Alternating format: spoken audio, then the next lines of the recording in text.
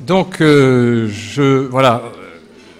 Le programme, c'est que donc, je vais parler pendant un certain temps, 4-5 heures, pas plus.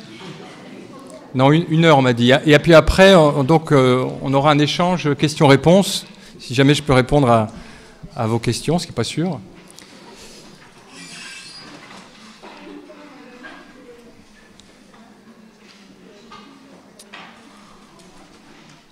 Alors, le thème de la conférence, c'est en quoi la spiritualité peut être une ressource pour la psychologie, psychothérapie. En quoi la spiritualité peut être une ressource pour la psychologie, la psychothérapie. Alors, bon, c'est un peu étrange que ce soit moi qui parle, parce que moi je ne suis pas psychologue, ça commence mal. Je ne suis pas non plus psychothérapeute. Je connais la psychologie théoriquement, parce que je lis des livres, mais je ne suis pas psychologue. Donc je viens ici en toute humilité. Hein. N'hésitez pas tout à l'heure à me dire que je me suis trompé ou que j'ai fait des erreurs, c'est tout à fait possible. Mais je m'intéresse depuis très longtemps à la spiritualité, depuis 30 ans au moins, sous l'angle de la philosophie. À la base, je suis philosophe, j'ai une formation de philosophe et une spécialisation dans la philosophie indienne. Et avant cela, j'avais fait des études de sciences. Je suis ingénieur aussi. Et donc, d'ailleurs, je précise parce que quand on parle de spiritualité, on peut avoir l'impression qu'on tombe dans l'irrationalité, le bizarre. Et donc, peut-être ça rassure. Quand je dis que je suis ingénieur, je veux dire, je n'abandonne pas du tout mon esprit rationnel et mon esprit critique quand j'aborde les questions de spiritualité. Au contraire, je suis 2 fois plus prudent. Donc, mais enfin, voilà, c'est un sujet qui me passionne depuis très longtemps. J'ai écrit une dizaine de livres sur les liens entre philosophie et spiritualité. J'ai traduit aussi certains textes de philosophie indienne. Voilà, donc c'est un sujet qui me passionne. Et la psychologie aussi me passionne. Alors, cette distinction psychologie-spiritualité, on en parlait ce matin avec Valérie, cette distinction, elle est peut-être propre à l'Occident, c'est peut-être effectivement culturel, comme tu le disais, parce que quand on regarde les textes bouddhiques, on ne voit pas vraiment de rupture, de distinction entre ces deux disciplines, si vous voulez. Les textes bouddhistes, si vous voulez, cherchent à nous faire aller mieux, à nous faire sortir de la souffrance. Voilà, il s'intéresse à la globalité de l'être, en fait, de l'être humain. Il n'y a pas d'un côté la spiritualité, de l'autre côté la psychologie. On y parle des émotions, on y parle des passions, on y parle des désirs, et on y parle aussi de spiritualité et d'éveil. Donc peut-être que cette rupture entre deux disciplines, psychologie et spiritualité, est propre à l'Occident. Et j'espère que cette rupture, peu à peu, va s'estomper et qu'on va ensuite pouvoir approcher l'être humain dans sa globalité aussi. Alors, donc, je vais d'abord définir ce que j'entends par spiritualité. Ensuite, je vais proposer ma conférence en 3 moments. D'abord, c'est la partie dont je suis le moins sûr, je vous le dis. Je vais d'abord parler des liens entre psychologie et spiritualité, de la relation difficile entre ces deux disciplines en France, en Europe en particulier. Dans la deuxième partie, je vous montrerai, alors c'est le cœur de la conférence, en quoi l'expérience spirituelle peut être une ressource pour l'être humain et pour la psychologie qui cherche à ce qu'on aille mieux. Donc deuxième partie, les ressources. Et dans la troisième partie, j'essaierai de voir avec vous aussi qu'est-ce que pourrait être une psychologie spirituelle, une psychologie non duelle. Je vous dirai ce que j'entends par non-dualité tout à l'heure. Donc voilà le schéma de la conférence. Une petite partie historique que j'ai fait pour moi, en fait, pour poser les choses, pour que je comprenne mieux les choses, l'histoire des choses. Et ensuite, donc, une partie plus pratique. Alors d'abord, qu'est-ce qu'on entend par spiritualité ? Évidemment, ce mot est très ambigu. Par spiritualité, on peut entendre plein de choses, hein, des voyages astraux, des sorties du corps, des visions d'anges, des visions de la Vierge, que sais-je encore. Alors, déjà, c'est pas du tout comme ça que je vais définir la spiritualité, vous allez voir. Je vais distinguer religion et spiritualité. C'est pas du tout la même chose. Il peut y avoir la spiritualité dans la religion, mais très souvent, il n'y en a pas du tout, malheureusement. Alors, qu'est-ce que c'est que la religion ? Alors, on peut s'appuyer sur les analyses d'Émile Durkheim, qui était un philosophe et sociologue. Il définit la religion en 3 points. La religion, c'est un dogme, un culte et une communauté. Oui. Donc le dogme, c'est la croyance à laquelle on doit adhérer si on est de telle ou telle religion. Vous avez le credo catholique, par exemple, le dogme musulman qu'on trouve dans le Coran. Le culte, ce sont les rituels propres aux religions, je sais pas moi, la prière, le jeûne. Et la communauté, c'est donc l'Église, enfin, au sens de grec, ecclésia, hein, le groupe, la communauté en effet. Donc c'est ça la religion pour Durkheim. La croyance, le rite et la communauté. La spiritualité, c'est très différent. Elle n'est pas basée sur la croyance. Elle est basée avant tout sur l'expérience. Et elle n'est pas forcément en lien avec une communauté aussi. Une expérience spirituelle peut tout à fait être réalisée dans une démarche solitaire. Donc il y a moins cette dimension sociale. Donc ce qui est premier dans la spiritualité, à mon sens, c'est l'expérience, on peut dire même individuelle. L'expérience individuelle, alors voilà, l'expérience de quoi? L'expérience de quoi? Eh bien, pour le définir de manière très simple, on va préciser après, hein, mais disons, c'est l'expérience de ce qui est plus grand que le moi. Donc la spiritualité, c'est faire l'expérience de ce qui est plus grand que le moi. Alors ce qui est plus grand que le moi, on peut lui donner plein de noms, hein, ou pas d'ailleurs, on n'est pas obligé, mais enfin en général on lui donne un nom, ça peut être le soi. Tout à l'heure dans l'atelier que je donnais, je parlais de l'hindouisme, et dans l'hindouisme, dans l'Advaita Vedanta, qui est une philosophie de l'Inde, on appelle ce plus grand que moi, on l'appelle l'Atman Brahman, c'est-à-dire le soi immense. Le soi immense. Mais on peut l'appeler la source, la conscience, la vie, Dieu même si vous voulez. En tout cas, si vous voulez, c'est vraiment une expérience qui va bouleverser la vie de celui qui l'a fait, qui va donner du sens à sa vie et qui va orienter sa vie. Donc déjà, on voit qu'en effet, il y a des ressources là essentielles dans la vie et dont la psychologie devrait aussi, où elle devrait puiser. Donc l'expérience spirituelle, c'est donc faire l'expérience d'une certaine forme de fusion, si vous voulez, quelque chose qui est plus vaste que soi. Cette expérience, donc on en a parlé tout à l'heure, s'appelle l'éveil dans les traditions spirituelles.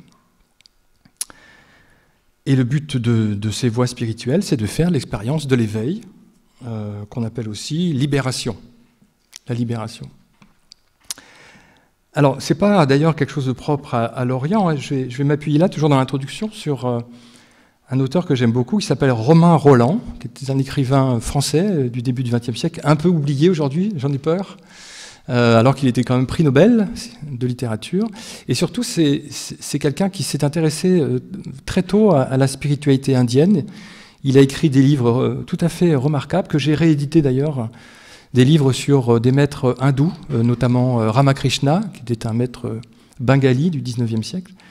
Il a écrit un livre sur Gandhi, il a écrit un livre sur Vivekananda, qui est un grand philosophe indien aussi. Donc, il s'est intéressé très tôt à la spiritualité, à l'expérience spirituelle. Et vous allez voir qu'il a un rôle à jouer aussi dans la psychologie, je vais l'évoquer dans un instant. Alors, Romain Rolland donne le nom de sentiment océanique à l'expérience spirituelle. Peut-être vous connaissiez ce nom, non? Sentiment océanique. Alors, il en donne une définition, je lis ce qu'il écrit.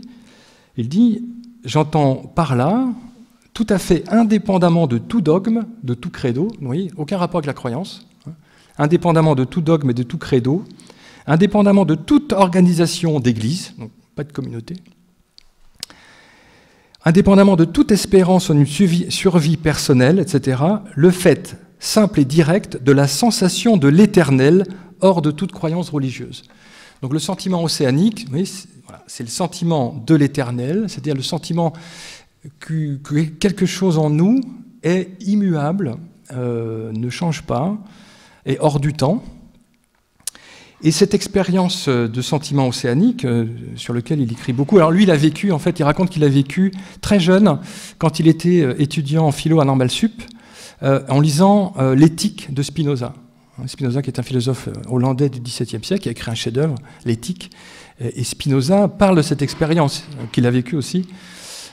Spinoza dit « Nous faisons l'expérience que l'esprit ne peut pas être enfermé dans le temps. » Oui. Bon. Donc, en lisant ce texte, Romain Rolland fait aussi l'expérience de ce sentiment océanique. Donc ce sentiment océanique, si vous voulez, fait disparaître, dissout les frontières entre le moi et le monde, entre l'intérieur et l'extérieur, entre l'objet et le sujet. Donc c'est un sentiment d'unité, un sentiment d'une présence unifiée avec la totalité de ce qui est. Et c'est là, dit Romain Rolland, que se trouve la source de toute expérience religieuse. Voilà, donc si la psychologie peut trouver une ressource dans la spiritualité, c'est à mon avis certainement dans cette expérience au-delà du moi. Alors, voilà, donc ça c'est posé en introduction pour moi, si vous voulez. Spiritualité, c'est une expérience, par exemple, on peut la décrire comme sentiment océanique. Je ne sais pas si vous avez déjà vécu ce sentiment de fusion avec le tout, d'union avec le tout. Ça, voilà, ça peut nous arriver parfois spontanément. Je le disais tout à l'heure, devant un beau paysage, on peut se sentir un avec le paysage, ou à d'autres moments en écoutant une œuvre d'art, en écoutant une belle musique. Alors, le fait que le sentiment océanique soit un dépassement du moi, c'est ça qui peut-être peut poser problème à la psychologie. Donc, je vais vous poser quelques repères maintenant de l'histoire du lien entre psychologie et spiritualité. Donc je vous disais, j'ai mis des corrections au crayon rouge suite à avoir discuté avec vous. Voilà, mais forcément j'avais dit des bêtises. Mais alors, en tout cas, si vous voulez, les relations sont difficiles entre psychologie et spiritualité. Elles sont difficiles. Peut-être, alors si vous voulez, certains enseignants spirituels, je dis certains comme ça, j'avais dit moi en fait avant, mais là, certains enseignants spirituels, si vous voulez, disent que la psychologie occidentale s'intéresse uniquement au moi, à ses facultés, et essaye de faire en sorte que le moi vive moins de conflits. Donc la psychologie occidentale serait tournée vers le moi, et donc elle ne sortirait pas de la conscience individuelle. Alors que, a priori, si vous voulez, la spiritualité nous fait vivre une expérience trans-individuelle, au-delà de l'individu. Donc c'est vrai qu'a priori, voilà, il peut y avoir une mécompréhension. Et c'est pourquoi, en tout cas moins maintenant, mais il y a un certain temps, on pouvait voir que certains psychologues pouvaient juger que des grandes saintes ou des grands saints, comme sainte Thérèse d'Avila ou saint Jean de la Croix, qui sont des mystiques espagnols, certains psychologues pouvaient les juger comme dérangés psychiquement. Enfin, on pouvait trouver des analyses d'expériences spirituelles du point de vue de la névrose. Ouais. Donc évidemment, ça ne facilite pas la discussion. Alors, bon, je vais poser quelques points de repère comme ça dans l'histoire. Le premier point de repère pour moi, c'est Freud. Alors ça, c'est très intéressant parce qu'il y a une mécompréhension totale, en fait, il me semble, entre la psychanalyse et la spiritualité. En tout cas, chez Freud, je ne sais pas si ça s'est amélioré depuis, je ne suis pas sûr. Parce que, alors Freud, juste quelques mots rapides sur Freud, mais vous avez sans doute lu L'avenir d'une illusion de Freud. Donc Freud parle de la religion en termes de névrose. Voilà, le croyant, c'est celui qui reste bloqué à un stade infantile de son développement et qui cherche dans la croyance un substitut au père. Donc c'est une façon pour lui de ne pas affronter la dure réalité effective. Il est dans un sentiment de désaide, Freud dit Hilflosigkeit, sentiment de désaide, et donc comme il se sent seul, il a quitté le foyer paternel, il va substituer ce père absent par Dieu, si vous voulez. Donc on s'invente un père imaginaire. Alors, ceci dit, moi je serais assez d'accord avec les critiques que Freud adresse à la religion. Il y a sûrement du vrai là-dedans. Alors Freud, mais le problème c'est qu'il englobe la spiritualité aussi dans sa critique. Freud envoie son livre à Romain Rolland, dont je parlais tout à l'heure, et Romain Rolland lui répond que Freud a raison sans doute de critiquer la religion, les dogmes religieux de ce point de vue-là, mais Romain Rolland lui dit que la spiritualité ne se limite pas aux dogmes, puisqu'il y a au cœur de la spiritualité ce sentiment océanique dont j'ai parlé tout à l'heure. Oui. Et donc il reproche à Freud de confondre en fait une expérience spirituelle avec le dogme et cette dimension névrotique. Et Romain Rolland lui écrit et lui avoue qu'il a lui-même vécu cette expérience, ce sentiment océanique. Il dit « Je suis moi-même familier avec cette sensation. Tout au long de ma vie, elle ne m'a jamais manqué. Et j'y ai toujours trouvé une source de renouvellement vital. » Voilà, donc Romain Rolland voilà, reconnaît qu'il voilà, il vit ce sentiment. Alors Freud lui répond que alors lui, il ne vit pas du tout ce sentiment, qu'il est complètement étranger à cette dimension. Et d'ailleurs, il dit aussi qu'il est complètement étranger à la musique. Donc voilà, il comprend. Il dit « Combien me sont étrangers les mondes dans lesquels vous évoluez, la mystique m'est aussi fermée que la musique. » Bon, très bien, mais ça veut pas... le fait qu'il soit fermé à la musique ne veut pas dire que la musique n'existe pas, qu'elle n'est pas une réalité. Voilà. Donc, alors surtout, si vous voulez, vous savez, ça, Freud ramène ce sentiment océanique à l'union du fœtus avec la mère. C'est-à-dire que ce sentiment océanique serait une mémoire qui reste en nous de ce sentiment que nous vivions quand nous étions un avec le corps de notre mère. Donc ce serait une sorte de reste. Oui. Donc il ramène, si vous voulez, le spirituel, on va dire le surconscient, à du biologique. Voilà. Donc forcément, il n'y a pas de... Enfin, cette discussion n'est pas possible. Alors, avec Jung, autre point de repère pour moi qui a été très important, c'est Jung, parce que Jung est beaucoup plus ouvert à la spiritualité que Freud.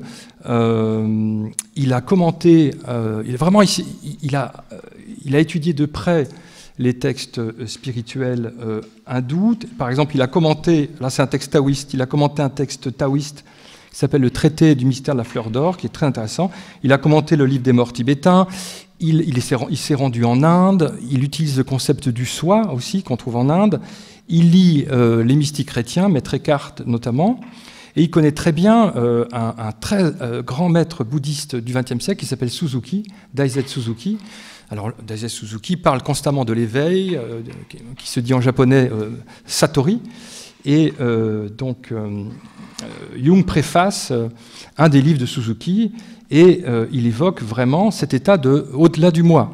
Il dit la venue du Satori, donc c'est Jung qui écrit, Satori c'est l'éveil, la venue du Satori est interprétée et formulée comme la percée d'une conscience limitée à la forme de l'ego, dans la forme du soi, semblable au non-ego. Donc on a là clairement quelqu'un qui prend au sérieux cette expérience d'au-delà du moi, d'au-delà de l'ego. Et il reproche d'ailleurs à Freud d'avoir ramené la spiritualité à une névrose. Pour lui, ça n'est pas une névrose, c'est une donnée absolument essentielle du psychisme humain. Oui. Donc, bon, je passe les citations que j'ai de Freud, ça prendrait trop de temps, mais on a là quelqu'un qui est très très intéressé par la spiritualité. C'est d'ailleurs Freud, je crois, qui fonde le mot transpersonnel. Hein. Et donc on arrive aux psychologies transpersonnelles. Donc c'est le troisième élément pour moi. Je vais juste vous donner cet élément de repère. Donc, alors moi il y a un texte qui m'a beaucoup intéressé, un auteur qui m'a beaucoup intéressé, c'est Maslow. Hein. Maslow, bon, très connu pour sa pyramide des besoins que vous connaissez. Alors pyramide des besoins, donc il y a 5 besoins fondamentaux. 5 besoins fondamentaux, besoin physiologique, besoin de sécurité, besoin d'appartenance et d'amour, besoin d'estime et besoin d'accomplissement de soi. 5 besoins. Sauf que, à la fin de sa vie, Maslow repère un autre besoin, qui est un besoin de dépassement de soi. Dépassement de soi, donc dépassement de l'ego. Il écrit « L'être humain pleinement développé et très chanceux », précise-t-il, parce qu'il faut tomber sur l'enseignement. Donc l'être humain pleinement développé et très chanceux, travaillant dans les meilleures conditions, a tendance à être motivé par des valeurs qui transcendent son soi. Vous voyez ? Donc là aussi, si vous voulez, on a une ouverture à la spiritualité. Alors lui, il appelle peak experiences, donc expériences de crête, ces expériences de dépassement du moi. Alors on traduit peak experiences par expérience paroxystique, hein, ce qui est un peu gênant parce que du coup on a l'impression que cette expérience de dépassement du moi est une sorte d'extase un peu exceptionnelle, alors que ce n'est pas du tout le cas. Je voudrais vous montrer que c'est quelque chose de très simple, en fait, très naturel. Mais en tout cas, Maslow cherche à décrire cette expérience transcendante qu'il appelle aussi illumination. Oui, illumination. Donc c'est intéressant, vous voyez, que cette expérience spirituelle soit ramenée là dans le champ de la psychologie. Il rapproche d'ailleurs cette expérience paroxystique, ce peak experiences, il rapproche du bouddhisme et des sagesses orientales. Et il propose 25 caractéristiques de cette expérience. 25 caractéristiques. Je vais vous les lire rapidement, hein, parce que ça montre à quel point, en effet, la psychologie peut trouver des ressources dans cette expérience. Donc 25 points, il dit ceci. Donc, qu'est-ce qui se passe quand on vit cette expérience de dépassement de l'ego ? Nous percevons l'univers comme une totalité. Nos perceptions sont beaucoup plus riches. 3. Nous éprouvons un rapport détaché au monde. 4. Notre perception est libre de l'ego. 5. L'instant présent revêt une valeur absolue et précieuse. 6. La vie retrouve un sens. 7. L'expérience nous fait sortir du temps et de l'espace. 8. Le monde est jugé bon. 9. Nous acceptons ce qui arrive sans le blâmer ou le condamner. 10. L'expérience nous ouvre aux vérités et aux valeurs spirituelles universelles. 11. Nous devenons humbles. 12. Nous nous réconcilions avec l'idée de la mort. 13. Les contradictions de l'existence se résolvent.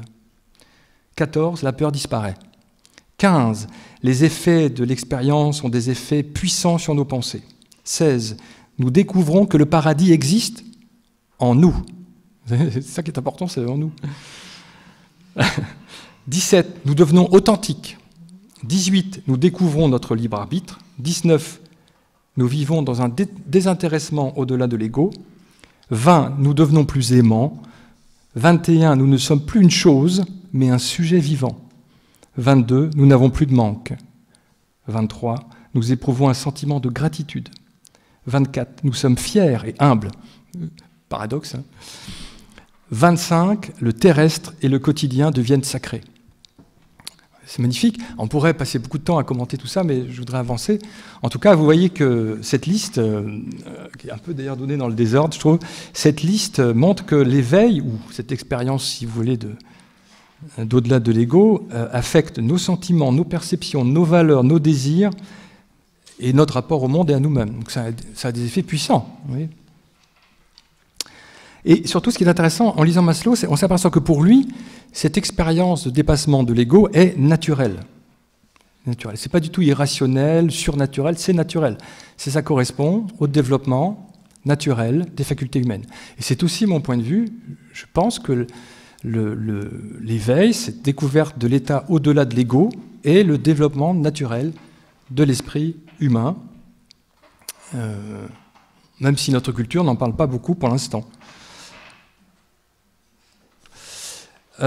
Et on arrive, donc Freud, Jung, Maslow, et voilà, on arrive au quatrième point, très intéressant, c'est voilà, spiritualité, thérapie de troisième vague, notamment donc la pleine conscience et l'acte dont Élodie a parlé ce matin.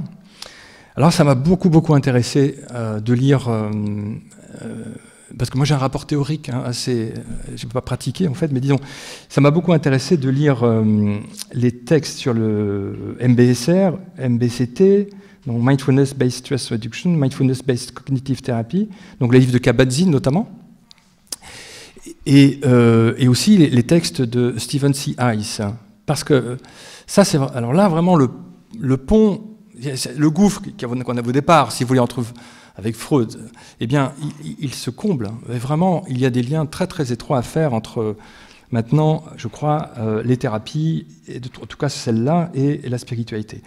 Alors, vous savez que la pleine conscience, enfin, ce que ça s'appelle en anglais mindfulness, pleine conscience, c'est une drôle de traduction d'ailleurs, puisque il n'y a pas le mot conscience dedans, quoi. Mindfulness, c'est plutôt pleine attention, en fait, hein, pleine attention. Enfin bon.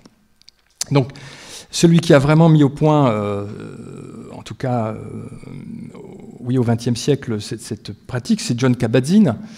Jon Kabat-Zinn, qui n'est pas psychologue d'ailleurs, hein, qui était chercheur en biologie moléculaire, mais c'est quelqu'un qui a une très grande pratique bouddhiste, en fait. Il a, c'est ça qui m'a frappé, c'est qu'il a rencontré des maîtres très importants du bouddhisme du XXe siècle, des maîtres coréens, comme un maître que j'aime beaucoup, qui s'appelle Seung San, qui est un maître zen. Il a rencontré Thich Nhat Hanh, notamment. Il a pratiqué de la méditation vipassana. Donc, c'est quelqu'un qui a vraiment une solide formation dans la spiritualité, qui a l'expérience aussi de cette spiritualité. Et donc, il a mis au point ces 8 semaines, enfin ce cycle de 8 semaines MBSR, programme de réduction du stress. Alors, c'est pas lui qui a inventé la méditation, bien sûr, hein, ça remonte au moins au Bouddha. C'est pas lui non plus qui a inventé le mot mindfulness, c'est plus ancien. Mais disons, c'est lui qui a vraiment laïcisé, je crois, l'approche de la méditation, en essayant plus possible d'enlever la dimension bouddhiste de la méditation. Et je vous invite, si vous ne l'avez pas lu, enfin, je pense que vous l'avez lu, je vous invite à lire L'éveil des sens de Kabat-Zinn. C'est vraiment un chef-d'œuvre, ce bouquin. Et alors, ce qui m'avait frappé, c'est que quand j'avais d'abord lu le livre en anglais, et dans L'éveil des sens, il y a quelques chapitres vraiment très, très mystiques, très, très spirituels, où Kabat-Zinn parle de ce qui est au-delà de l'ego, il parle de la vacuité du moi, dans des termes bouddhistes. Et quand le livre a été traduit en français, donc sous le titre L'éveil des sens, ces chapitres avaient disparu. C'est-à-dire l'éditeur français, je ne sais plus qui c'est d'ailleurs, l'éditeur français avait jugé que ces chapitres étaient trop spirituels peut-être pour la France et que peut-être ça allait nuire au développement de la pleine conscience en France, qui est quand même, c'est vrai, très laïque. Oui. Peut-être qu'effectivement la pleine conscience ne serait pas développée aussi rapidement en France s'il y avait eu cet arrière-plan bouddhiste aussi évidemment présenté. Donc en tout cas pour Kabat-Zinn, si vous voulez, il est clair que cette expérience d'au-delà de l'ego ne fait pas de doute. Je pense que lui-même l'a vécu.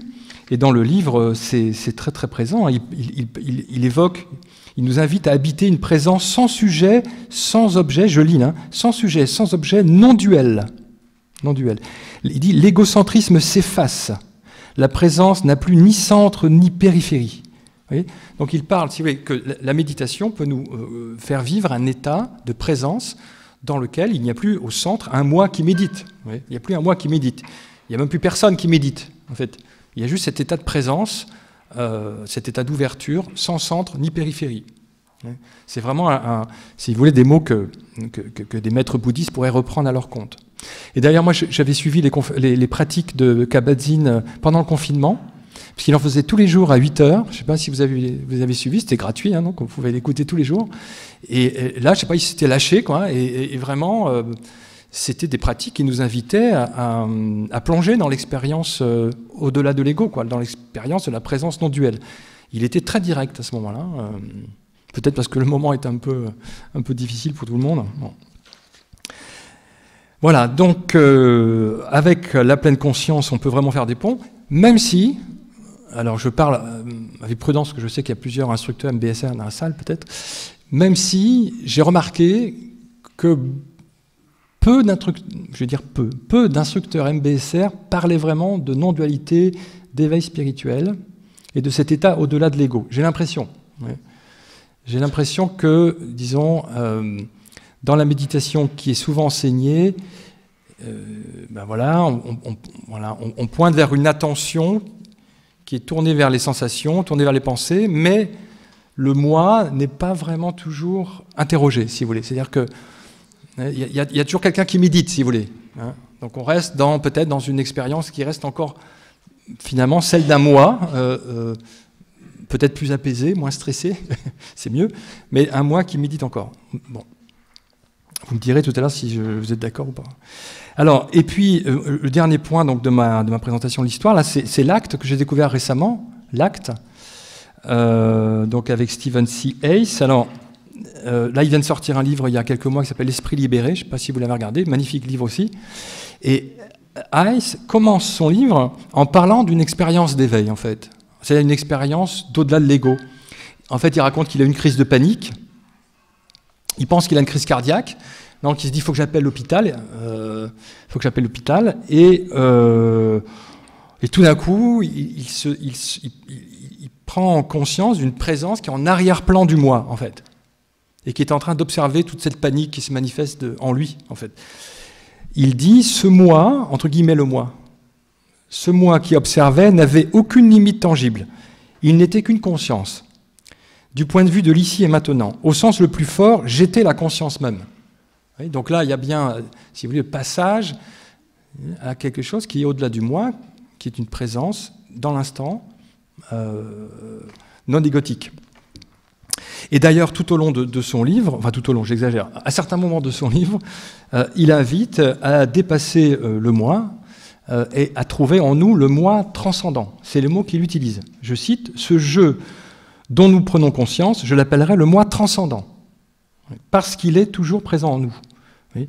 Donc, alors ce moi transcendant, peut-être à voir avec ce que, disons, dans la spiritualité, on appelle cette présence pure qui est au-delà du moi.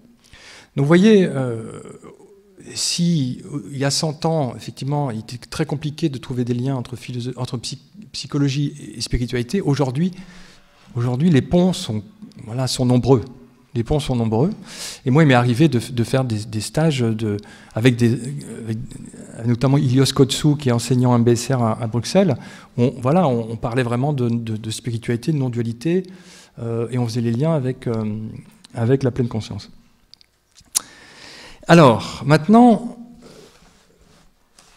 je regarde l'heure. Alors maintenant, bon, en quoi est-ce que ça peut être une ressource pour la psychologie ? Alors, la ressource pour moi la plus importante,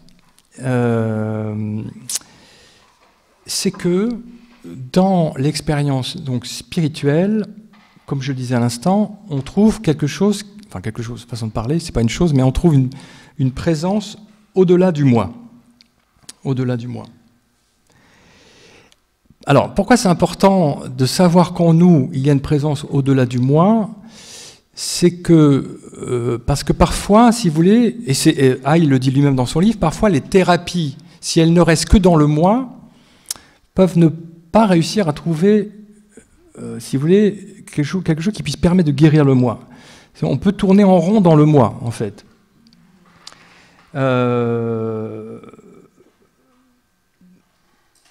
J'essaie de retrouver la citation de Heiss. C'est-à-dire que dans les TCC, si vous voulez, on va modifier les pensées pour modifier les comportements, et ça fonctionne jusqu'à un certain point, ça peut être très efficace, mais Heiss reconnaît que pour lui, ça n'a pas du tout été efficace. Pour lui, il enseignait quelque chose qui n'avait sur lui aucune efficacité, c'est quand même, mais c'est ce qu'il dit dans son livre, vous voyez. Et donc ça a certainement une efficacité, mais la découverte de quelque chose, de cette présence au-delà du moi, peut être une ressource extrêmement importante, puisque, je vais vous expliquer pourquoi, parce qu'en fait, cette présence n'a aucun problème. En fait, à la base, dans cette présence, tout est déjà résolu. Oui.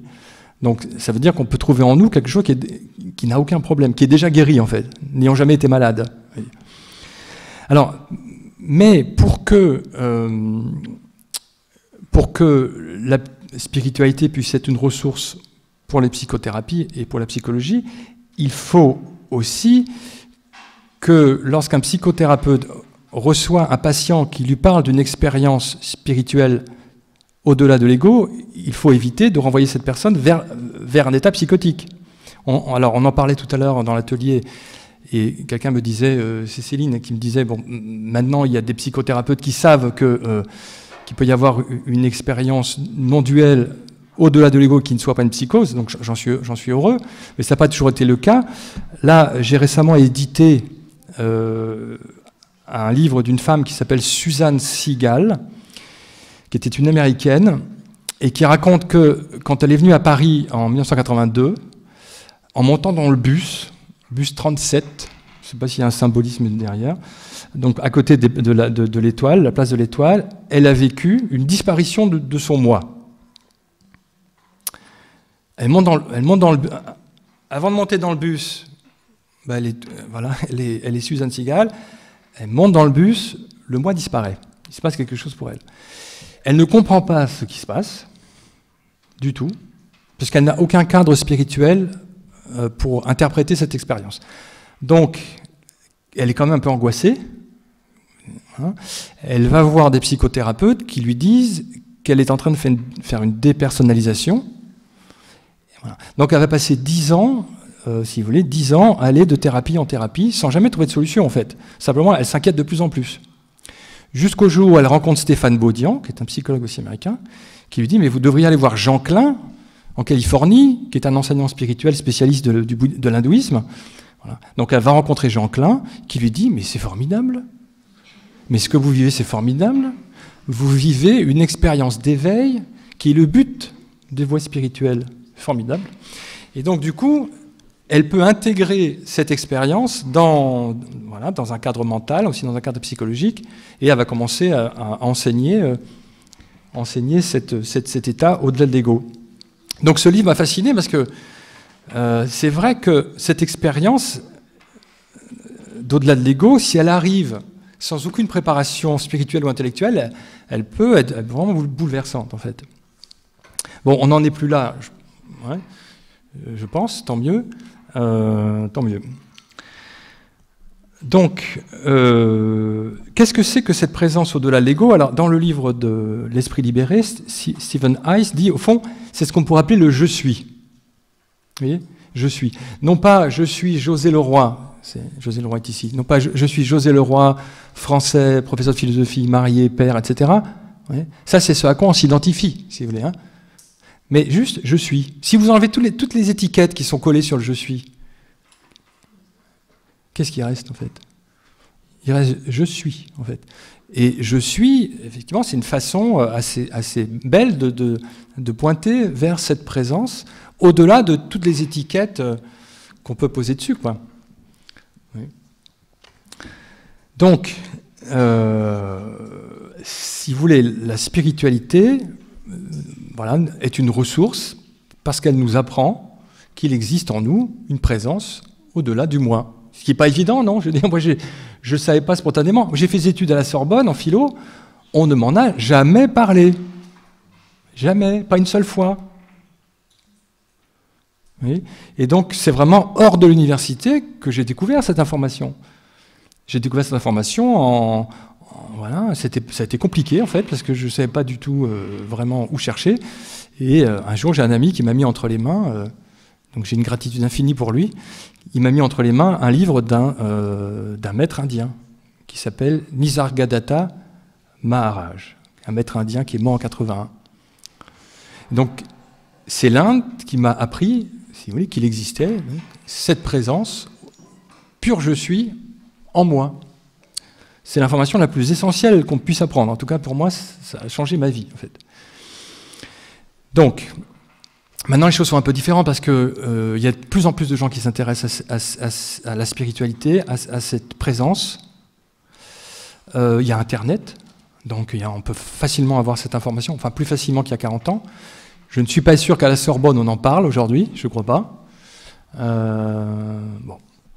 Alors, autre élément aussi de ressources dans la spiritualité, c'est que cette présence, elle est au-delà des pensées. Elle est au-delà des pensées. Vous n'êtes pas une pensée. Et donc, or, qu'est-ce qu'on croit être essentiellement? On est identifié au corps, certes, mais on est aussi identifié aux pensées. Vous voyez, on est identifié à ce... Alors moi, je l'appelle Radio-moi FM. FM pour fabrication mentale. J'ai une radio en moi, et je sais que vous avez la même en vous. C'est une radio qui ne parle que de vous. Il y a un producteur, un journaliste, un auditeur, et c'est moi. Ça parle 7 jours sur 7, 24 heures sur 24, sauf la nuit, où ça s'arrête un peu, heureusement. Enfin, encore que dans les rêves, ça se réactive dans les rêves à fond. Mais bon, donc je pense que vous avez cette radio aussi en vous. Et cette radio, quand on est identifié à elle, elle nous emprisonne complètement, parce que en plus, elle déforme la réalité, elle raconte n'importe quoi sur le monde. Elle est pleine de préjugés, en fait, elle délire. Mais quand on est identifié à Radio Moi, on est enfermé dans Radio Moi, quoi. On est enfermé dans les pensées. Oui. Alors, Stephen Hayes, dans son livre, il appelle d'un nom moins aimable, il appelle le dictateur. Cette voix, le dictateur. Parce qu'il donne des ordres et on obéit en général. Voyez. Donc, découvrir qu'en nous, il y a une présence qui n'est pas la pensée, mais c'est une libération incroyable, incroyable. C'est la seule façon d'être libre des pensées. Et c'est pas du tout évident, en fait, à réaliser, qu'il y a en nous une présence qui n'est pas les pensées. En tout cas, je peux vous dire que parmi mes amis philosophes, c'est vraiment une vérité qui est loin d'être partagée. Peut-être parce que en philosophie, la pensée, c'est vraiment extrêmement important, donc je pense donc je suis, si vous voulez. Finalement, il y a ça aussi, il y a ça chez Descartes. Je pense donc je suis. On a l'impression que pour être, faut penser, quoi. Si j'arrête de penser, je disparais. Donc on va penser tout le temps, tout le temps, tout le temps. Bon. C'est épuisant, hein. Qui êtes-vous sans vos pensées?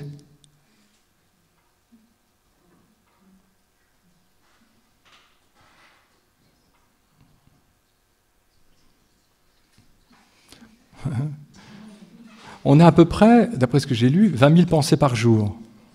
Ouais. Donc ça n'arrête pas de... Alors donc, évidemment, le train des pensées arrive, on monte dedans et on est embarqué, ça fait le grand 8. Hein. Les montagnes russes. Je ne devrais pas dire montagne russe, le grand 8. Oui. Donc on est embarqué là-dedans. Alors, donc, la découverte de cette présence en nous, comme je le répète, c'est une libération. Libération. C'est ce que Hayes appelle la diffusion. Tu en as parlé dans ton atelier ce matin, la diffusion. Voilà. Donc la diffusion, c'est ça, c'est le moment où vous n'êtes plus une pensée, vous n'êtes plus vos pensées. Donc, la meilleure image enfin, une des excellentes images qu'on trouve dans la spiritualité pour évoquer cette présence, c'est un ciel, un espace. Un ciel, un espace qui est traversé. Alors l'espace, le ciel est traversé par des oiseaux, par des nuages, il reste absolument impeccable, il n'est pas affecté par ce qui apparaît dedans. De même, le ciel de votre conscience est traversé par des pensées. Les pensées arrivent, et le ciel de la conscience n'est pas affecté. Donc votre conscience n'est pas affectée par les pensées qui apparaissent et qui disparaissent. D'où viennent vos pensées? Ils viennent du vide, ils viennent de la conscience, ils viennent du silence en fait. Où disparaissent-elles? Dans le silence. Et entre deux pensées, qu'y a-t-il? Le silence. Donc, découvrir cette présence, c'est une formidable libération. C'est pour ça qu'en Inde, on appelle l'expérience d'éveil moksha. Ça veut dire libération. Et être libéré des pensées, c'est probablement la plus grande libération qu'on puisse connaître. En tout cas, moi, je veux dire, ça a sauvé ma vie, parce que j'avais vraiment l'impression d'être les pensées, quoi. J'étais mes pensées. Donc c'est juste faire un pas en arrière, si vous voulez. Un pas en arrière dans la pensée silencieuse. Pardon, dans la conscience silencieuse. La pensée n'est jamais silencieuse. Dans la conscience silencieuse. Je voudrais vous lire, pour vous montrer à quel point, en effet, il y a des ressources dans la spiritualité, je voudrais vous lire un tout petit texte d'un maître tibétain du XVIIIe siècle qui s'appelle Chapkar. Et là, le texte est traduit par Mathieu Ricard. Et ce texte, je le trouve vraiment magnifique. Vous me direz tout à l'heure ce que vous en pensez. Il dit ceci. Donc, Chapkar parle de l'expérience de la présence. Il écrit « Présence transparente, infinie ouverture, sans dehors ni dedans, toute embrassante, sans frontières ni direction. L'immensité infinie de la vue, véritable condition de l'esprit, tel le ciel, tel l'espace, n'a ni centre, ni pourtour, ni attache, laissant tel quel ce qui apparaît, serein, je suis parvenu à la vaste plaine de l'immensité absolue, dissous dans l'infinie vacuité, sans limite, sans pourtour, son, vision, mon esprit, le ciel ne firent plus qu'un. Oui. Là, il décrit donc cette découverte de cette présence qui est comparable à un ciel sans limite. Et donc ça conduit à ce que donc Hayes appelle la flexibilité. Hein, c'est ça, la flexibilité à l'égard des pensées. Vous n'êtes plus coincé sur vos pensées, elles arrivent. Hein. De toute façon, les pensées, on ne peut pas empêcher qu'elles arrivent, mais elles repartent, quoi. Il y a un maître zen qui s'appelait Shunryu Suzuki qui disait laissez la porte de devant de votre maison ouverte, laissez la porte de derrière de votre maison ouverte, les pensées vont arriver, ne leur servez pas le thé. J'imagine que pour un japonais, c'est douloureux de ne pas servir le thé, mais voilà, elles vont entrer par la porte de devant, vous ne leur servez pas le thé, c'est bon, vous ne vous accrochez pas à elles, et elles vont sortir par la porte de derrière. Oui, bon. Alors, troisième ressource, je regarde l'heure. Ça va? Vous... Oui. Troisième ressource, très importante, c'est l'acceptation. Alors, l'accueil et l'acceptation. Donc, dans l'acte, évidemment, et dans toute thérapie, d'ailleurs, l'acceptation est essentielle. D'ailleurs, ça, c'est quelque chose qui est très ancien, parce qu'en philosophie, les stoïciens le disaient déjà.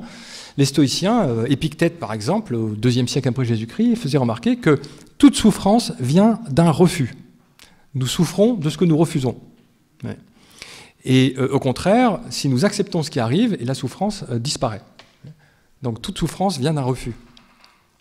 Donc en effet, la source de la paix est certainement dans l'acceptation de ce qui est là. Mais comment accepter? C'est ça, comment accepter? Le problème, c'est que si on demande au moi d'accepter, vous dites, voilà, le moi, tu dois accepter, mais le moi, il ne peut pas accepter. Puisque le moi est construit sur des refus. Et il y a des choses qu'il déteste, il y a des choses qu'il aime. Il est sur cette dualité, en fait. J'aime, j'aime pas. Désir, aversion. Donc, vous ne pouvez pas demander au moi d'accepter. Il ne pourra pas tout accepter, ce n'est pas possible. Donc, la seule manière, vraiment, d'accepter ce qui arrive, c'est d'aller au-delà du moi, dans cette présence. Et cette présence, en effet, est comparable à un espace d'accueil, le mot que tu utilisais ce matin. C'est un espace d'accueil.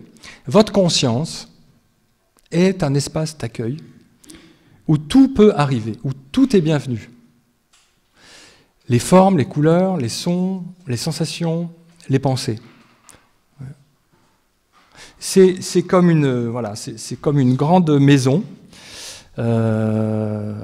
qui accueille le monde. Donc, pour accepter ce qui arrive, la seule solution, c'est d'aller vers ce qui peut tout accepter. Et en fait, cette présence, elle peut tout accepter parce qu'elle accepte déjà tout. Si c'est là, c'est que c'est accepté. La présence l'a déjà accueilli, en fait, avant que je fasse quoi que ce soit. Ce n'est pas un effort de ma part d'accepter, ce n'est pas l'ego qui va accepter. La présence l'a déjà accepté puisque c'est là. Oui. Alors, je voudrais vous lire, si vous permettez, un poème d'un mystique soufi. Il s'appelle Rumi. Rumi est un mystique du XIIIe siècle, 12e, 13e, perse. D'ailleurs, c'est un mystique universel. Je crois que c'est un des poètes les plus lus dans le monde. Et il y a un merveilleux poème où il compare notre présence à une maison d'hôte. Donc nous sommes une maison d'hôte. Vous connaissez ce poème? Non? Oui. Il dit, voilà, donc nous sommes une maison d'hôte. Chaque matin, une nouvelle arrivée. Chaque matin, il y a quelqu'un qui arrive. Une joie, ça va. Une dépression, une mesquinerie, un moment de pleine conscience qui arrive comme un visiteur inattendu. Accueille-les et reçois-les tous.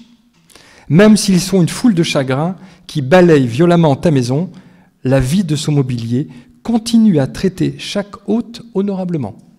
Ils sont peut-être en train de te vider pour faire place à de nouveaux délices. La pensée sombre, la honte et la malveillance, accueille-les à la porte en souriant et invite-les à rentrer. Sois reconnaissant pour quiconque arrive, car chacun d'eux a été envoyé comme un guide venant de l'au-delà. Donc j'aime beaucoup cette image en fait, de la maison d'hôte. Bien sûr, parfois il y a des hôtes qu'on accueille facilement, hein, évidemment une joie, une bonne surprise, ça c'est facile à accueillir. Mais la peine, le chagrin, la douleur physique, beaucoup plus difficile. Oui. Mais il n'y a pas d'autre manière de faire que d'accueillir. Mais encore une fois, ceux qui accueillent, ça n'est pas José, Valérie ou Sophie ou Élodie. Ce qui accueille, c'est la présence, cet espace ouvert. Oui. Et, je rajoute, paradoxalement, il n'y a aucun effort à faire pour accueillir. Aucun effort à faire pour accueillir. C'est plutôt voir que c'est déjà accueilli, quoi. Voir que c'est déjà là. Oui. C'est pas le moi, encore une fois, qui va faire un effort pour accueillir, c'est juste reconnaître que c'est déjà là. Voilà. Et puis, alors dernier point, et après j'en viendrai à la pratique. Et dernier point très important, c'est que, je le disais tout à l'heure, c'est que cette présence, elle n'a aucun problème. Oui. Dans cette présence, tout est déjà résolu. C'est-à-dire que cette présence connaît une paix inaltérable. Oui. C'est la paix parfaite. Oui. Donc c'est quand même une incroyable bonne nouvelle, non? Mais il faut pas croire, faut pas le croire, faut le vérifier en fait. Mais disons, la bonne nouvelle, c'est de constater qu'en nous, nous avons une présence qui n'a pas de problème. Oui. Par contre, elle peut accueillir tous les problèmes, ça oui, mais en elle-même, elle n'a pas de problème. Oui. Je cite un grand maître indien qui s'appelle Ramana Maharshi, dont j'ai parlé tout à l'heure, maître du XXe siècle, mort en 1950, probablement le plus grand maître indien, qui n'en manquait pas pourtant, hein, qui n'en manque pas d'ailleurs, toujours pas, le plus grand maître indien du XXe siècle, et il insistait beaucoup là-dessus, il disait « La paix est notre nature ». Pardon, la paix est notre vraie nature. La paix est notre vraie nature. On n'a pas à l'atteindre, dit-il. La véritable nature du soi, c'est la paix. La véritable nature du soi, c'est la paix. Alors c'est difficile à entendre quand on est plein de chagrin, plein de confusion, plein de tristesse, plein de souffrance. C'est difficile à entendre. Mais en même temps, parce que quand on regarde en soi, on dit non, en soi, moi je vois que de la souffrance, je vois pas de paix. Mais l'image, alors c'est une métaphore, mais l'image que prennent très souvent les textes spirituels, c'est celle de l'océan. Vous voyez, un océan en surface peut être agité de vagues, il peut y avoir une tempête. Ouais. Mais si vous descendez un peu en profondeur, vous avez le grand calme. L'agitation n'est qu'en surface, en fait. Oui. Si nous restons à la surface, oui, si nous avons une barque en surface, on va être secoué. La seule façon de ne pas être secoué, c'est de devenir l'océan. Oui. Si vous devenez l'océan, vous n'avez pas de risque de vous noyer. Oui. Donc, si nous plongeons en nous-mêmes, nous trouvons cette plénitude de tranquillité. Mais qu'on connaît, enfin, on en a l'intuition, non? Déjà, on la connaît toutes les nuits quand on dort. Oui. C'est pour ça que les gens aiment aller dormir. Parce que quand on dort, on oublie tous les soucis. Oui. Parfois même la souffrance physique, on dort quand même. Oui. Donc, dans le sommeil profond, on est en paix. Oui. Mais le problème, c'est que souvent, quand on se réveille, les soucis nous retombent dessus, quoi, comme à peine a-t-on ouvert les yeux, voilà. Les soucis, on dirait que les soucis attendent sur la table de chevet qu'on se réveille. Ouais. Bon, quand est-ce qu'ils se réveillent, là, ça fait...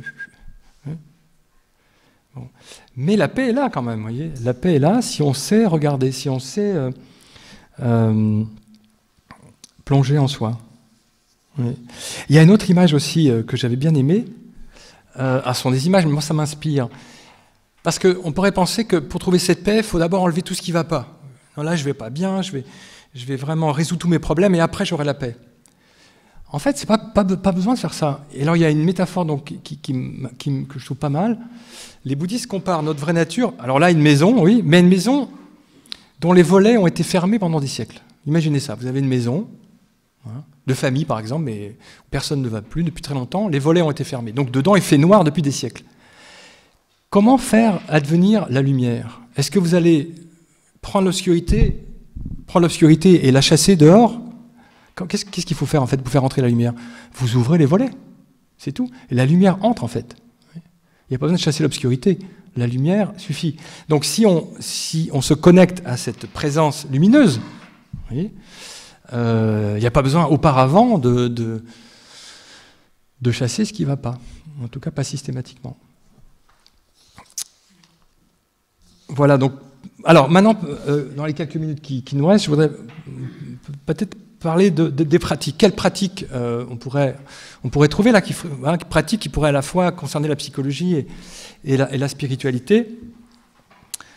Alors, je pose quelques repères comme ça, hein, mais je n'ai pas le temps de développer. Mais alors, un point essentiel, c'est l'idée de pivot. Le pivot. Alors, le pivotement, le retournement. C'est central dans les thérapies de pleine conscience et aussi d'acte, vous le savez sans doute. Par exemple, Kabat-Zinn, dans l'éveil des sens dont je parlais, non là c'est dans ce changer le monde, mais on trouve ça aussi dans l'éveil des sens, il dit ceci, écoutez bien, l'entraînement de la pleine conscience permet d'effectuer une rotation orthogonale de notre conscience, comme si on passait d'un monde plat en 2 dimensions à une 3e dimension. Oui, rotation orthogonale.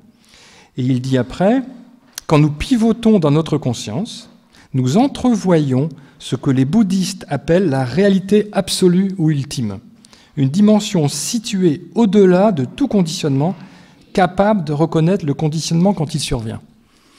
Donc là, évidemment, le lien est clair entre psychologie et spiritualité. Si on pratique ce retournement, cette rotation orthogonale de la conscience, on découvre cette réalité inconditionnée. Donc qui n'est pas l'ego, qui n'est pas le moi, qui lui est conditionné. Donc c'est très important cette rotation orthogonale chez Kabat-Zinn. De même chez Heiss, dans l'esprit libéré là, qui m'a vraiment très très intéressé, il parle constamment du pivotement. Il dit, si vous voulez trouver la paix de l'esprit, vous devrez renoncer à trouver une issue et pivoter. Vous devez pivoter.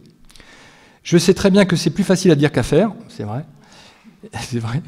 J'ai découvert non sans peine combien il est important de savoir pivoter. Oui.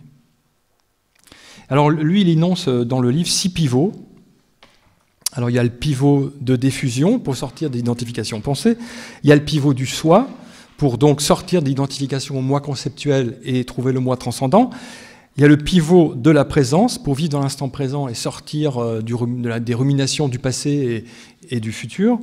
Et il y a le pivot de l'acceptation pour accepter ce qui arrive. Donc. Or, le pivotement, il est central aussi dans les traditions spirituelles. Central. J'ai consacré un livre à cette question qui s'appelle « Retour à soi, retour au soi », où j'ai montré que dans les traditions spirituelles, quelles qu'elles soient, à un moment donné, on tombe aussi sur cet enseignement. On tombe sur l'enseignement du retournement de l'attention. Alors en général, si vous voulez, cet enseignement, il n'est pas livré tout de suite, parce que c'est considéré comme un enseignement secret, parce que c'est la clé, en fait, pour découvrir cette présence. Mais à un moment donné, donc, ou à un autre, on tombe sur cet enseignement. Retournez votre attention, et le secret est là. Et donc, à la fin du livre, j'ai donné une anthologie de textes comme ça dans le bouddhisme, le taoïsme, le soufisme, le christianisme, la philosophie grecque.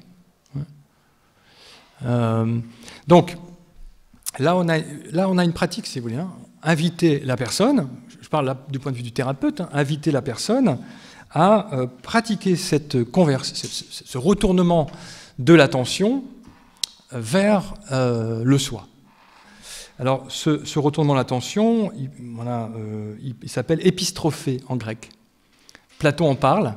Tout à l'heure, j'évoquais le mythe de la caverne. Platon dit qu'on est enfermé dans une caverne, qu'on ne voit que des ombres. Il y a une sortie de la caverne, et pour la trouver, il faut, dit-il, se retourner. Il faut se retourner. Et si on se retourne, on trouve la lumière, on sort de la prison, on sort de la caverne.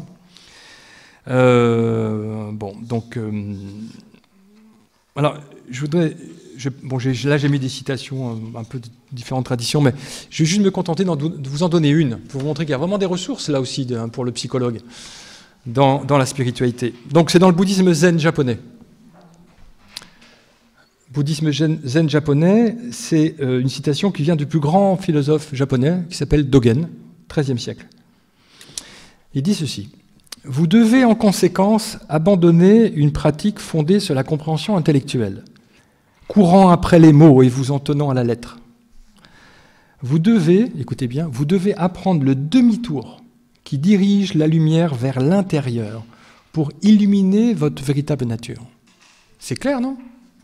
Vous devez apprendre le demi-tour qui dirige la lumière vers l'intérieur pour illuminer votre véritable nature. Donc, entre la rotation orthogonale de Kabat-Zinn, le pivot de Heiss et le retournement de Dogen, on est dans la même pratique. Oui. Un autre exemple, une autre citation, si vous permettez. Alors, elle est tirée d'une Upanishad indienne, et les Upanishads sont des textes sacrés indiens qui contiennent vraiment l'essentiel de la philosophie indienne. Et une des Upanishads les plus importantes, c'est la Katha Upanishad. Là, on est entre moins 500 et plus 500. Vous voyez comment c'est précis. Et le texte dit, bon, il parle de Dieu, mais bon. Dieu, né de lui-même, a percé les sens tournés vers l'extérieur. C'est pourquoi on voit l'extérieur et non le soi intérieur. Un certain sage a regardé vers l'intérieur, l'œil retourné, et a trouvé l'immortalité. Oui. Donc, nos sens sont tournés vers l'extérieur, mais un sage a retourné son œil, retourné son attention, et il a trouvé le soi. Donc, vous voyez, c'est étonnant quand même, quelles que soient les cultures, quelles que soient les époques, on trouve cet enseignement du retournement de l'attention vers le centre. Donc ça, c'est pour moi vraiment essentiel dans la pratique. Autre élément essentiel aussi dans la pratique, c'est de comprendre que la présence en elle-même guérit, en fait. La présence guérit. Il me semble que quand nous avons des souffrances, et nous avons des souffrances, eh bien, donc des émotions douloureuses, des pensées douloureuses, en revenant dans la présence, en revenant à cette présence, en accueillant les émotions et les pensées dans la présence, eh bien, cela a un effet vraiment pacificateur et thérapeutique sur nous. Il n'y a pas besoin d'aller, me semble-t-il, chercher des émotions douloureuses. La vie en produit suffisamment comme ça, non? Je pense que vous êtes comme moi, on est servi, quoi. Non, ça va, je suis servi. Non, rajoutez pas. Donc, mais en tout cas, les émotions douloureuses, nous les accueillons à partir de la présence. C'est comme si on baignait l'émotion dans le bain de la présence, si vous voulez. Et il y a là un effet thérapeutique vraiment impressionnant. Parce que la présence est large. Elle peut accueillir l'émotion. C'est un peu comme si, regardez, je vais sacrifier mes feuilles, voilà. Ça, c'est l'émotion. Ouais. Ça fait du bruit, c'est douloureux, ça dure. Bon. Si, évidemment, ma conscience est focalisée sur l'émotion, je vois plus que ça, hein. Je vois pas le reste du monde, je suis sur mon émotion, je rumine, je souffre. Bon. Mais si j'ouvre ma conscience, comme ça, j'ouvre ma conscience, oui. L'émotion est toujours là, oui, mais elle n'occupe plus du tout l'espace. Oui. Il y a la place pour elle, il y a plus que l'émotion, il y a la présence qui l'accueille. Oui. Nos émotions sont précieuses aussi, elles parlent de notre humanité, mais il y a en nous quelque chose qui est beaucoup, beaucoup plus grand que l'émotion. Je regrette maintenant, qui est cette présence ouverte. Donc, voilà. Dans le bouddhisme tibétain, on dit que les pensées se dénouent en fait d'elles-mêmes, qu'il y a un pouvoir d'autolibération en fait de la présence. Oui. Bon, ça, faut pas le croire, faut le tester, hein, faut vérifier. Est-ce que si je confie mes émotions à la présence, si j'accueille mes émotions à partir de cette présence qui guérit, est-ce que ça va mieux? Faut tester.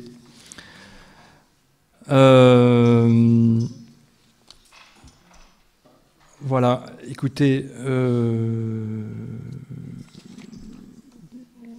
conclusion. Donc, ma conclusion, c'est que aujourd'hui, on peut vraiment faire des ponts, je pense l'avoir montré, entre les thérapies modernes et la spiritualité. Et la thérapie peut trouver d'immenses ressources dans la spiritualité, c'est ce qu'elle fait. Je veux dire qu'Kabat-Zinn il a trouvé ses ressources dans le bouddhisme essentiellement. Mais pour cela, il faut que la psychologie contemporaine accepte qu'il existe une présence au-delà du moi, en fait. Oui. Et voilà, c'est-à-dire que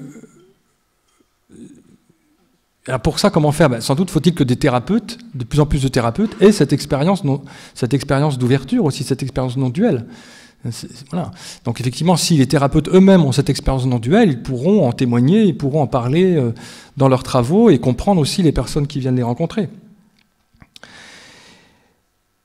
Et alors, oui, la psychologie peut trouver de grandes ressources dans la spiritualité et vice-versa aussi. La spiritualité peut aussi trouver de grandes ressources dans la psychologie. Parce que parfois, je l'observe dans la spiritualité, certains chercheurs spirituels, disons, certaines personnes qui s'intéressent à la spiritualité, vont utiliser la spiritualité pour fuir leurs émotions, en fait. Oui. C'est-à-dire que au fond, on va découvrir cette espèce de conscience qui est au-delà du monde, et de cette façon-là, on va en quelque sorte nier les émotions qui sont là. Ça peut être aussi une fuite. C'est ce qu'en anglais, c'est ce qu'on appelle le raccourci spirituel, quoi. On pense pouvoir faire l'économie de la rencontre avec ces émotions. Vous voyez, dans le bouddhisme, il y a ce texte qui dit celui qui est plongé dans le monde est dans l'obscurité. Mais celui qui ne voit que la vacuité est dans une obscurité plus grande encore. Voyez, parce qu'en fait, vacuité et monde, si vous voulez, présence et monde sont liés, il ne faut pas les séparer. Donc, la spiritualité peut aussi trouver dans la psychologie des outils pour accueillir les émotions et pas les nier, comme ça arrive parfois. Voilà, en tout cas, je trouve qu'on vit une époque très intéressante de ce point de vue-là, parce que je le disais tout à l'heure, mais auparavant, pour trouver ces informations sur la spiritualité, il fallait aller au Tibet, parler tibétain, rencontrer un maître qui veuille bien de vous, pas garanti, passer des années à ses côtés, pour enfin avoir cette information sur l'éveil spirituel et la non-dualité. Aujourd'hui, c'est à portée d'un clic, hein, enfin deux, quoi. Vous pouvez très facilement, trouver ces informations. Donc je trouve qu'on vit un moment vraiment fascinant et que les liens entre philosophie, psychologie, spiritualité vont sûrement se tisser. Vous voyez, ce sera la thérapie à 4e vague, c'est ça? Voilà. Merci beaucoup. 5e, merci beaucoup.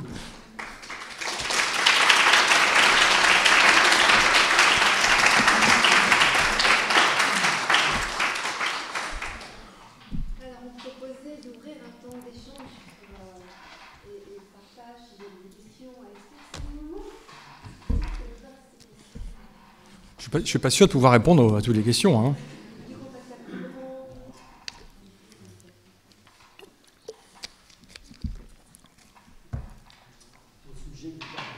Du pardon. Quand on n'arrive pas à pardonner le cœur. Oui, ben, encore, le moi a des limites. Le moi a du mal à pardonner parce qu'il il a de la rancœur, il a du ressentiment. La présence peut tout pardonner. Parce qu'elle peut tout accueillir à partir du cœur. Je n'ai pas beaucoup parlé du cœur aujourd'hui, mais cette expérience d'éveil, elle conduit aussi à l'ouverture du cœur. Les bouddhistes disent que quand on trouve la vacuité, on trouve la compassion en fait. Hein, la shunyata, vacuité, conduit à karuna, la compassion. Donc, la présence peut vraiment tout pardonner. Ça ne veut pas dire qu'il y a des choses à faire aussi parfois, mais vraiment... à partir de la présence, on peut accepter et pardonner. Parce qu'il y a non-dualité dans la présence. Déjà, on pourrait se pardonner à soi. C'est pas évident, hein, se pardonner à soi-même. On peut aussi accueillir le moi. Déjà, commencer par soi. Accueillir le moi avec ses qualités et ses défauts. Il est ce qu'il est, il est limité, il est conditionné. Bon. Mais à partir de la présence, peut l'embrasser, l'accueillir. C'est déjà beaucoup. C'est très très proche, oui. Un véritable accueil est un pardon, me semble.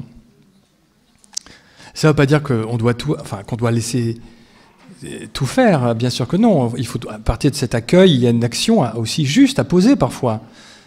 Voilà. Mais cette action, elle viendra de l'unité, de la présence, de l'accueil, et pas de l'ego, de ses ressentiments ou de sa colère.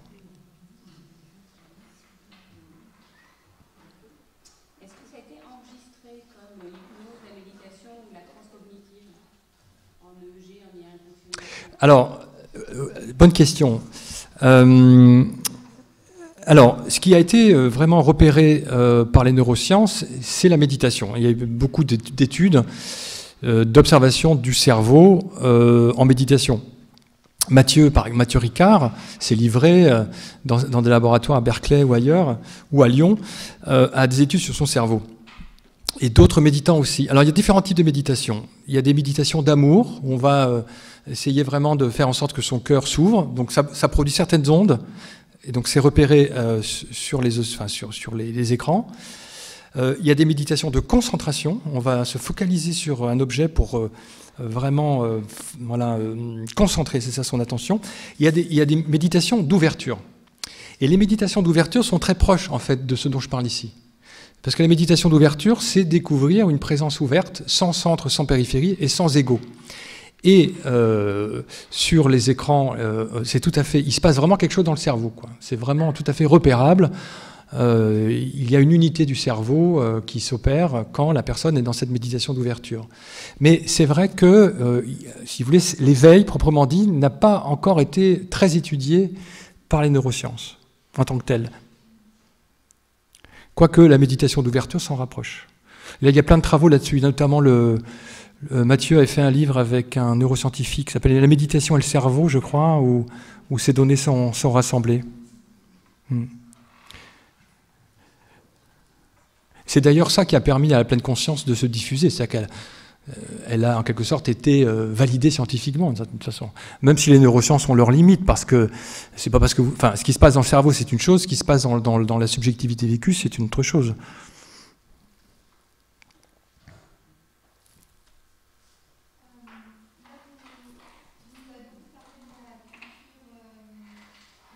Oui.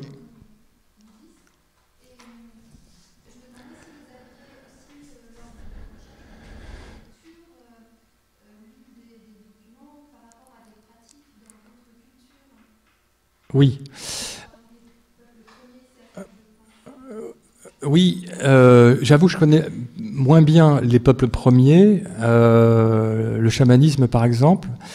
Mais je pense que ça doit s'y trouver aussi. J'avais fait un jour, j'avais participé à un colloque sur l'éveil où il y avait Corinne Sambrin aussi, et donc on avait fait des rapprochements entre la transe et cette expérience d'ouverture, d'éveil. Mais je peux parler de la culture occidentale aussi, mais c'est très présent dans la culture occidentale. Il y a plein de textes.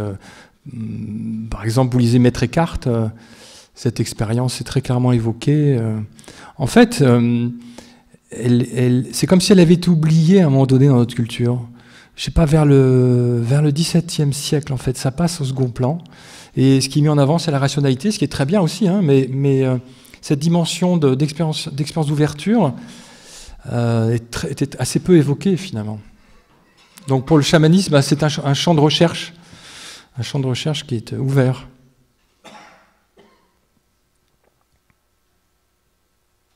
Mais il est sûr que ça s'y trouve parce que c'est une expérience universelle en fait. L'esprit humain est partout le même, les conditionnements sont différents, mais le fond de l'esprit est partout le même. Donc quand quelqu'un retourne son esprit sur lui-même, il trouve cette présence. En tout cas, chez les Indiens d'Amérique, ça c'est présent, ça c'est sûr, je l'ai lu.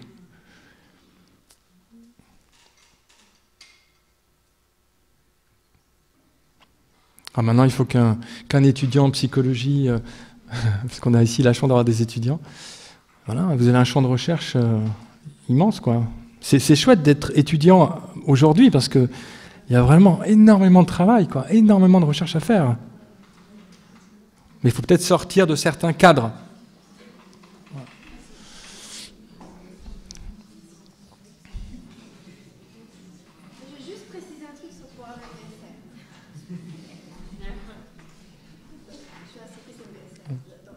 J'ai été prudent au début, j'ai pris des précautions. Non,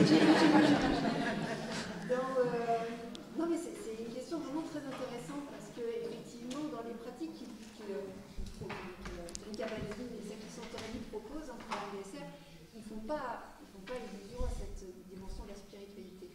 Mais elle est partout dans chaque guidance, dans la façon d'amener les gens, ce qu'ils appellent l'inquiring, dans la façon d'amener à mettre des mots. Dans la formation d'un instructeur, elle est partout, tout le temps, mais elle n'est jamais nommée. Et pourquoi ? Et ça a été, je pense que c'est pour que ça passe partout, dans tous les terrains et dans toutes les cultures.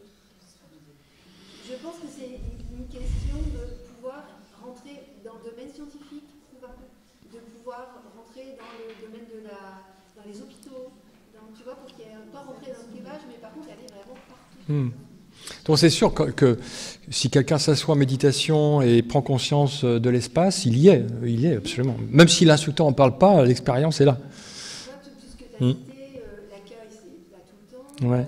La diffusion, tu vois ce que c'est ta pensée, c'est la diffusion. Tu vois, tous ces tout à fait. Ils sont là tout le temps, partout. Mais par contre, ça n'est jamais nommé en tant que tel. Pour pouvoir entrer dans les hôpitaux, dans l'aspect scientifique. Ouais. Moi, je crois que c'est très important de le nommer, en fait. Parce que sinon, on peut aussi passer à côté. On peut... Tu peux vivre ça juste comme une technique. Ouais, c'est ça. Une technique pour le moi. Alors que ça n'en est pas. Ouais, bien sûr, c'est plus que ça, oui. Mais de toute façon, Kabat-Zinn, lui, il en parle tout le temps, dans ses pratiques et dans ses livres. Ah oui, oui. Effectivement, pas dans le programme complet. Mais tu sais, dans psychothérapie, il y a plein de moments où on est dans Oui, après, comme c'est une thérapie, tout dépend à qui on a affaire aussi. C'est peut-être pas le bon moment, avec la bonne personne. Et puis, c'est vrai que parfois, on peut être tellement pris dans ses pensées, ses émotions, que de toute façon, on n'a pas la capacité de retourner son attention vers la présence ouverte. Donc, il faudra peut-être d'abord passer par un traitement sur les émotions, sur les pensées, pour qu'un espace s'ouvre. Oui, absolument.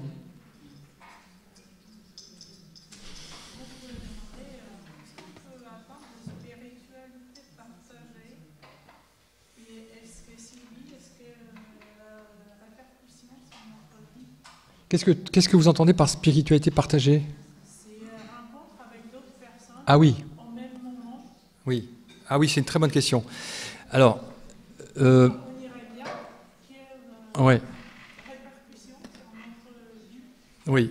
Alors, dans la première partie de votre question, en effet, il y a une force du groupe. Si vous êtes avec des gens qui ont cette pratique de retournement de l'attention vers la présence, ça vous aide à y revenir, ça vous encourage à y revenir. Il y a un effet qui est vraiment évident. Et de même, quand vous êtes avec des gens qui, au contraire, sont dans le masque, le personnage, on y est entraîné aussi, presque malgré nous. En revanche, si on est avec des gens qui pratiquent la méditation, par exemple, ou qui, simplement par d'autres techniques, nous invitent à prêter attention à cette ouverture, oui, ça a une réelle efficace, ça nous aide beaucoup. Je ne sais pas trop pourquoi, d'ailleurs, mais je le constate. Peut-être c'est énergétique, peut-être c'est simplement parce que quelqu'un qui vit dans cette présence, il est authentique, du coup, nous aussi, on peut être authentique. Parce qu'être authentique, ça veut dire aussi abandonner les masques, être vraiment vulnérable, parce que vous êtes complètement ouvert. Donc, il faut accepter d'être ouvert. C'est plus facile de l'être avec des gens qui sont ouverts, quoi.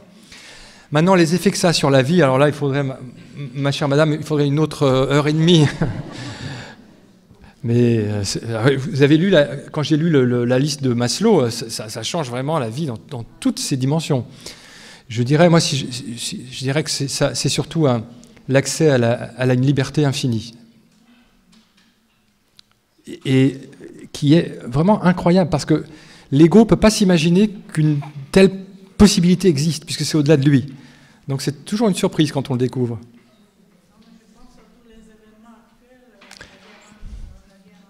Oui, oui. Ah oui. Oui.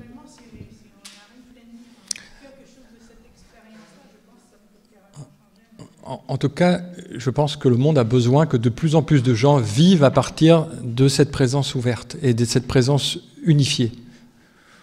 Parce que c'est peut-être même que là je vais prendre c'est un peu dramatique, mais peut-être que la survie de notre espèce en dépend.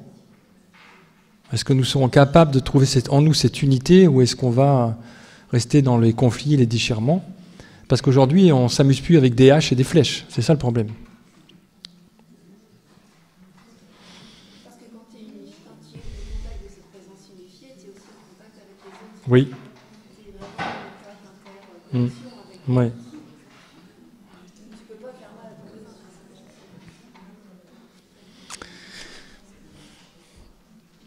Voilà, écoutez, je vous remercie beaucoup de votre attention, de votre gentillesse, et puis à bientôt. Au revoir.